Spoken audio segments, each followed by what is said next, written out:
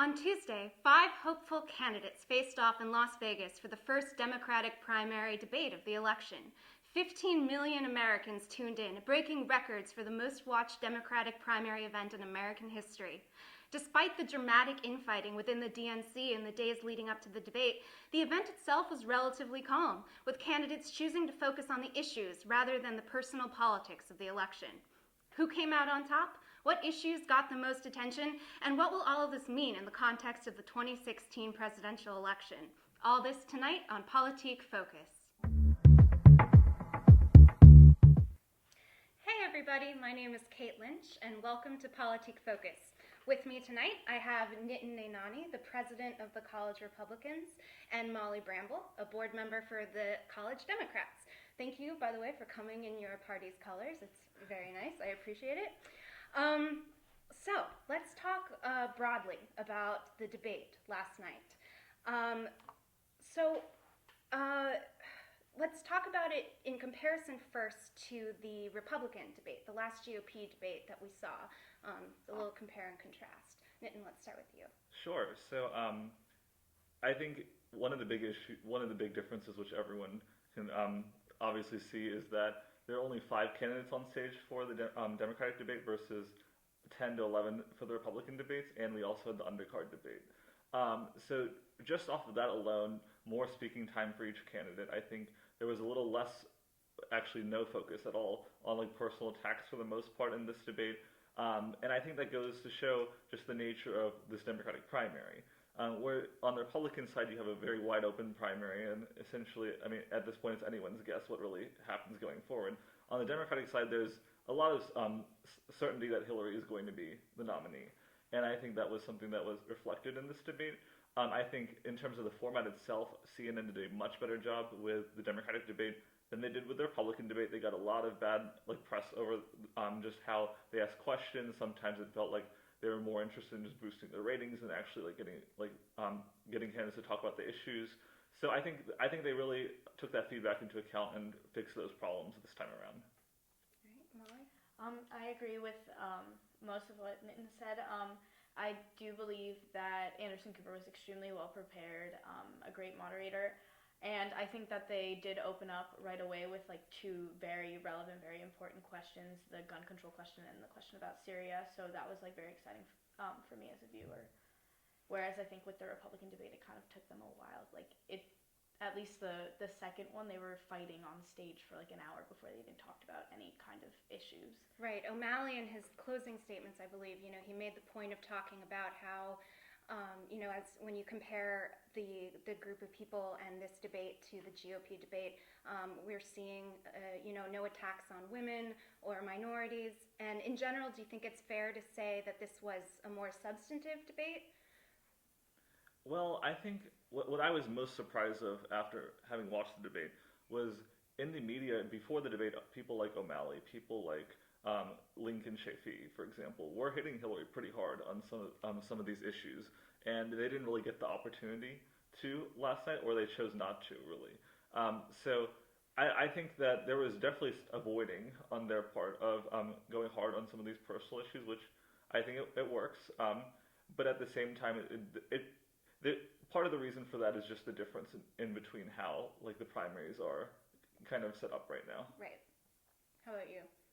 I did feel it was a bit more substantive. Also, each candidate did get more speaking time. No, that's fine. Okay, so let's talk about each candidate sort of specifically. We have the luxury to do that because there are only 5. Let's start with Hillary.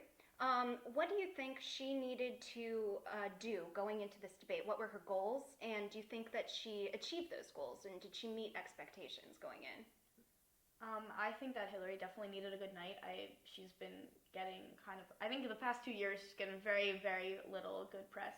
And so I think she had to defend herself about the flip-flopping thing. And with the first question that they gave her, asking if she'll do anything to get the vote, I didn't think that she had the best prepared answer, though I don't really think there's a good answer to that question based on her record. But I do think she did a very good job. She's a very good debater. Yeah, I believe she was captain of her high school debate team. Really? I think, if I remember, there's a great picture of her somewhere. But and how about you? Right. So Hillary is. I think a lot of people have fairly criticized her for her performance on the stump over the course of the campaign. But I think in doing so, they forget that she actually is quite a good debater and performed fairly well in all of her debates in 2008. So she had a good presentation last night. I think that was definitely a plus for her. She's also helped by having a weak field around her. I think it also helps her that the debate started on friendly turf with questions about foreign policy. It's kind of hard to criticize someone who served as Secretary of State in a Democratic president's administration, especially when you're in a Democratic primary. I also think the gun control question, that was just an easy layup for her if you're a Democratic voter, just because that's the one issue that she can really get to the left of Bernie Sanders on, and she didn't hold back. I think it was pretty clear, and I think even he was surprised by her response and just how pointed it was. That said, I do think there are a few. I think there are a few things that may not matter so much for the Democratic primary, but will hurt her in the general moving forward, that she said throughout this debate. First of all, when she was asked the final question, one of the final questions, like, who are you most proud to have made an enemy out of? I thought Iran was a weird answer to just randomly throw in there. I guess good for her. As for her other answer, Republicans, that was very concerning, I think, just because she, at the beginning, talked about how she's a progressive, but she's a progressive who likes to get things done. Well, she, out of all people, should know that in order to get things done, you need Republican votes, especially if Republicans hold Congress moving forward. So unless she wants to be a lame duck president from day one, that's not an attitude she wants to adopt. And so I think she's rightfully getting criticized for that in the media moving forward. I think her. Just on that note, really, really quickly though, I do think it was an interesting strategy, and I think she did this the most of all the candidates, and she probably has the advantage of doing that because she's the front runner. But there's not a lot of differences between the candidates, and she kept trying to point the conversation in a sort of collective Democratic way versus the Republicans. Do you think that do you think there is a political advantage though to doing that? I mean, I understand you don't want to alienate a whole, half of the country for the general election, but do you think it made her look like a stronger candidate just on behalf of her party? Well, in the party itself, I think it's perfectly acceptable to criticize Republicans from a Democratic perspective on the issues. And so when she went after Republicans on Planned Parenthood, that's one thing in itself.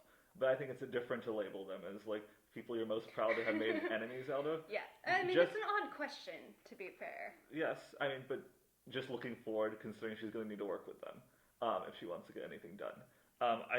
Just to conclude, I think her answer on her evolution, as she likes to put it, on TPP was inadequate. I think she was not going to go away for her at all. When she said that she hoped it would be the gold standard, that's not true. What she really said was, in her book, was that it was the gold standard. Right. She also spoke about TPP favorably as Secretary of State 45 times. The day before she announced her opposition to it, one of her aides said it was one of her crowning achievements as Secretary of State. So I think her answer didn't really cut it for me. I don't think that applies for a lot of people either. I think it just more or less feeds into what people already think about Hillary Clinton, that she's just an opportunist who'll say anything and everything to get elected. I guess other than that, the other things that came to mind were when she answered the question about Obama's third term. This was surprising to me. It didn't really. The question, just so everybody knows, is how will you be different than Obama, essentially? Right. She spent weeks and weeks and weeks moving away from Obama, whether it's on Russia, on Syria, on TPP, even on immigration.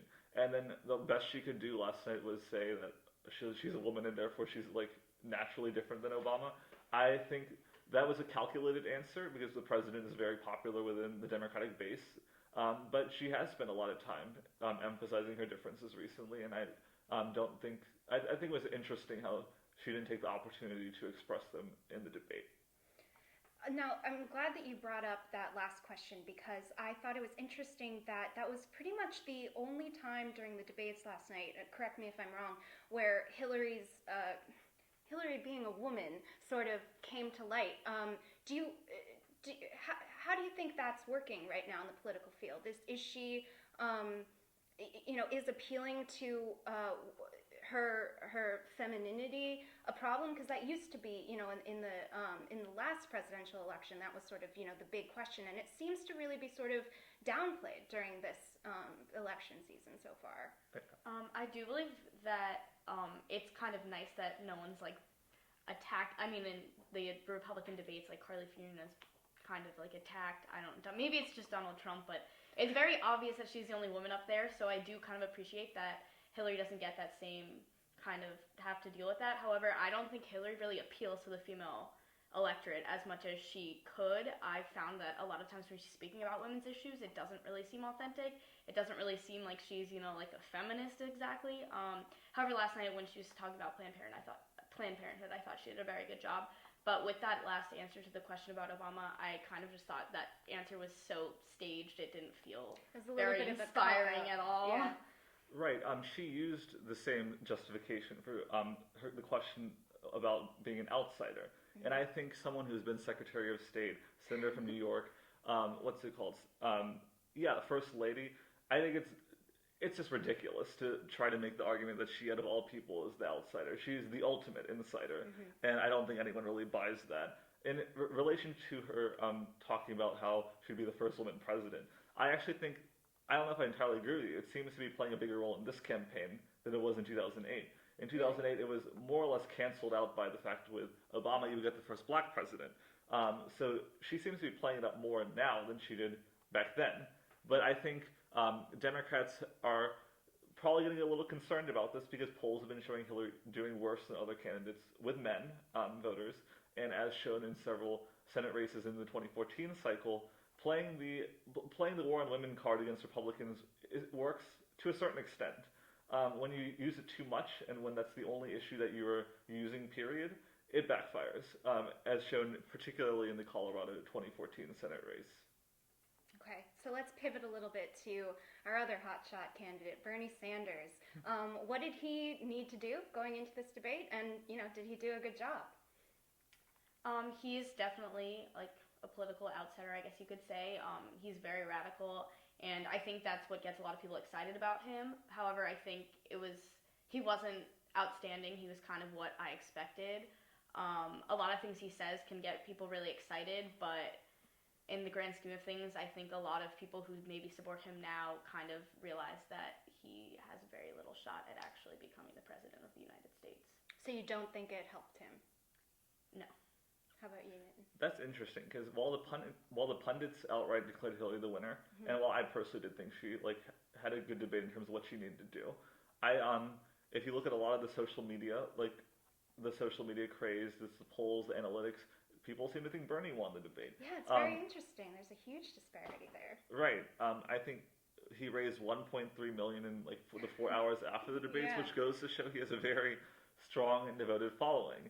As for his performance in itself, I think his intro was strong. When he mentioned, in particular, Black and Latino youth, I think in his introduction speech, I knew exactly what he was trying to do there. He's doing well amongst white voters in the Democratic coalition, not so much amongst minority voters, and so he's clearly trying to expand his appeal a little bit. I think he was not very good on foreign policy, to be honest. He seemed out of it when he was asked about Russia. He was stumbling to answer.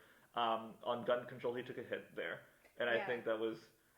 I think he was a little surprised at just how much that hurt. But I think he got better as the debate went on. When he was more in his comfort zone, talking about Wall Street, talking about inequality. He ended on a high note overall. But I think what it comes down to is, as I was saying earlier, Hillary is not a very good campaigner, but she's a good debater. Bernie is good on the stump, but not very good in debates, and I think that showed tonight. Or yesterday. Yeah. Okay, so let's tackle the other three guys. Any thoughts about how they did, and do you think that this debate will really change anything? And when we're looking at polls and stuff like that. I don't think any of them really stood out in any way, in any positive way. I think Jim Webb was a little out there. But I was surprised. I had read earlier yesterday that O'Malley was possibly looking to join Hillary's ticket. As VP. Yeah. So they were expecting him to maybe go at Bernie Sanders hard to make Hillary look better, and he didn't really do that to anyone. So I was kind of surprised at that because I don't really think he has a shot on his own. But he is like a pretty polished politician, so I thought he stood his own, while the other two kind of looked inferior in comparison. Yeah. So I guess I'll just go down the three. Yeah, by all means. Oh, I thought O'Malley had a competent performance. But when you're judging winners and losers of this debate, it's really important to look what the situation was coming in. And when Hillary has a 30-point lead in the polls, when you exclude Joe Biden at least, O'Malley wouldn't have needed a game changer performance to really catapult himself up. And while I think it was a competent performance, I don't think he did badly. I think that it wasn't the game changer he needed.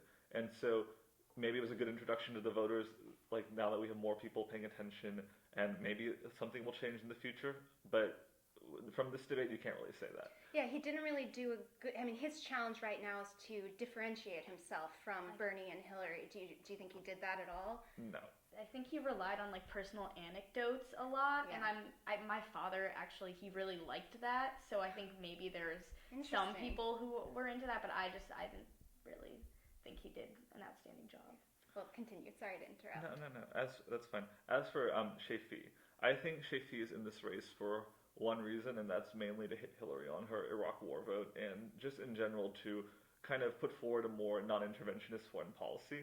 But I don't really think he came off well in this debate. He's not a very good orator to begin with. But No. but he kind of flopped when it came to the questions about some of the votes he had taken. When he just some of the reasoning he provided was just not. Yeah, when he said that he only voted because he just got there and taking his dad's very bad. Yeah. So I don't think that was impressive on his part at all. As for Jim Webb, I don't really have much to say about his actual performance, just because I think his standing in the polls speaks for itself.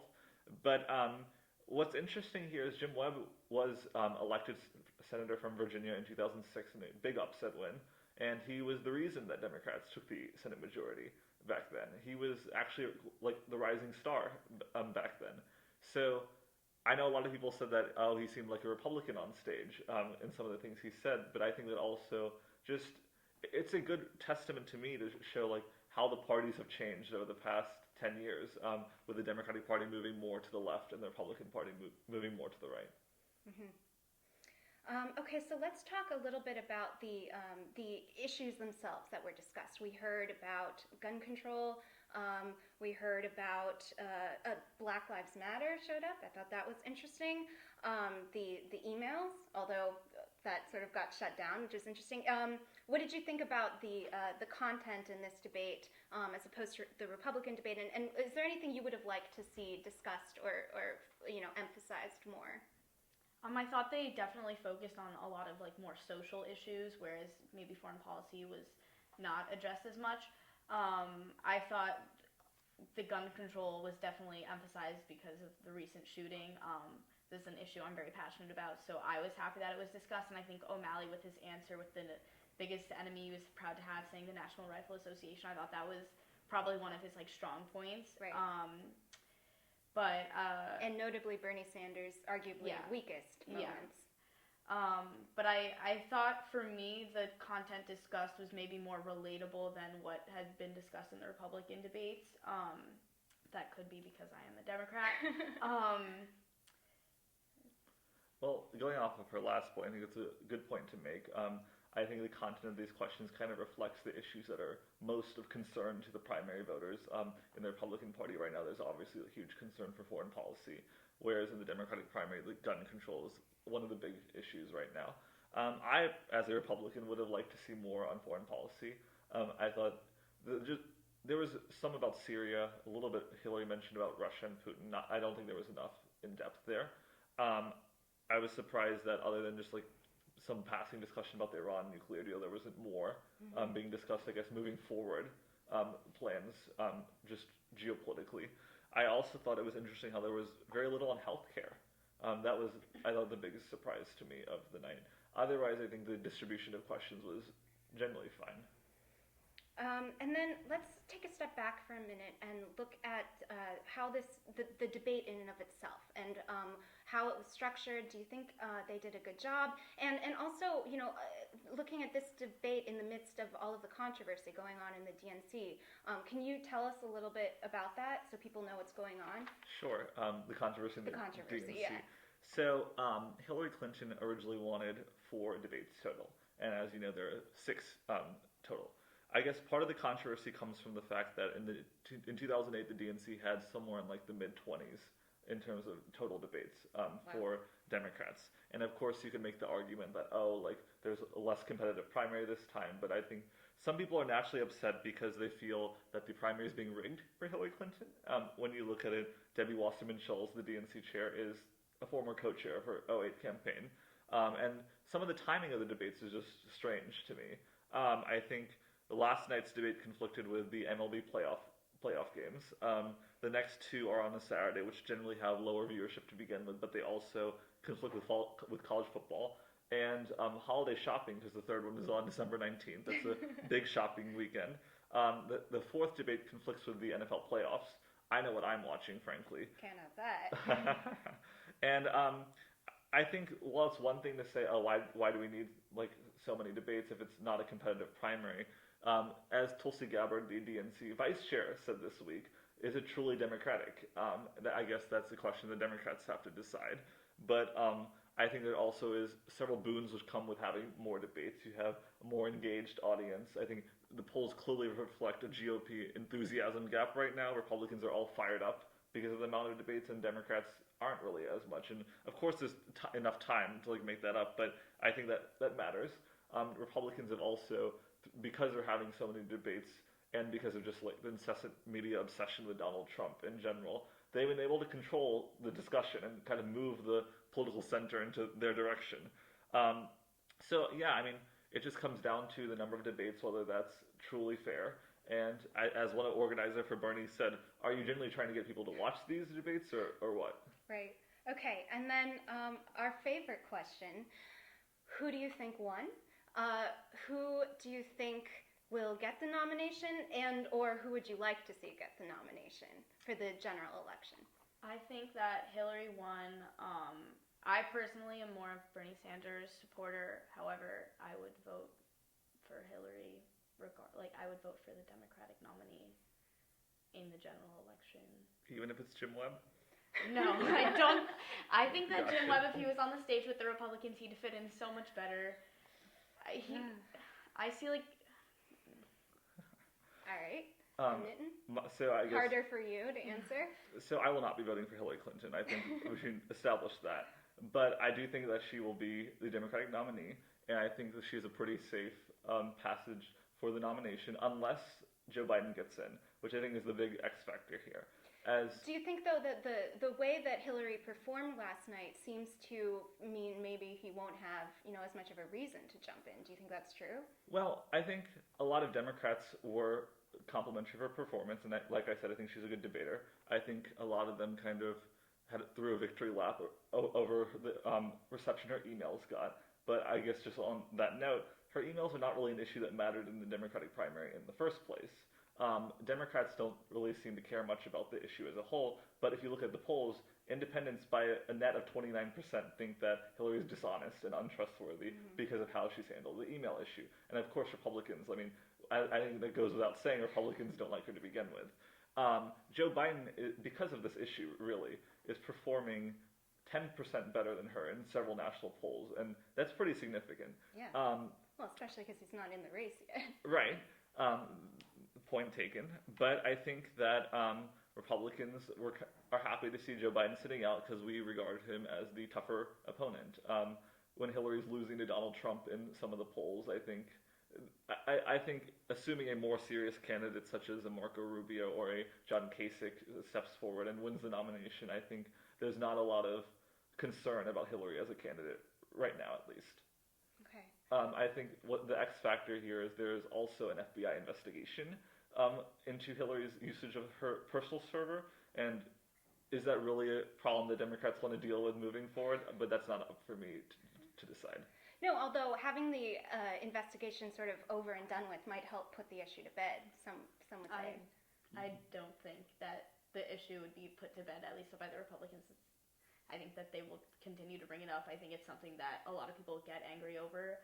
As you can see, like obviously a lot of Democrats don't care. Bernie Sanders just wants to put the issue under the bed as well. But I don't think the issue will be put to bed anytime soon, especially with the weekly, sometimes bi-weekly drip that you get from Hillary's emails. Another set is released. Then there's more discussion. Just having the story in the news is a problem for her. Absolutely. I also think when people focus on the emails, they're missing the forest for the trees. The foundation is a big concern point for a lot of people too. I think a lot of the donations she received, especially from the Saudi government, the Qatari government, there are a few very sketchy situations there. Mm-hmm. And I think when the foundation gets more scrutiny, that's going to be back in the news too. So I regard Hillary as an easier opponent to beat than someone like Joe Biden. I would support Joe Biden if he entered the race, 100%. I kind of hope he does enter the race because I do think Hillary will have a difficult time in the general election. She doesn't appeal to independents. She has kind of a shady history. I don't think anyone's debating that. And so I really would like to see Biden enter the race. However, I think since Hillary did have a strong performance last night, the chances that he will enter have gone down. And I would agree with that. I do think his chances have gone down. I wonder if he's waited too late to announce or make any serious moves.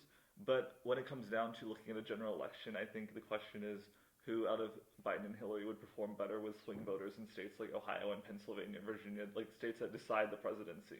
I don't think there's any contest as to who the better candidate is there. So as a Republican, I'd rather face Hillary than Biden. Okay, good to know. Well, thank you guys so much for being with me tonight. Nitin, Molly. I'm Kate, and thank you for tuning in.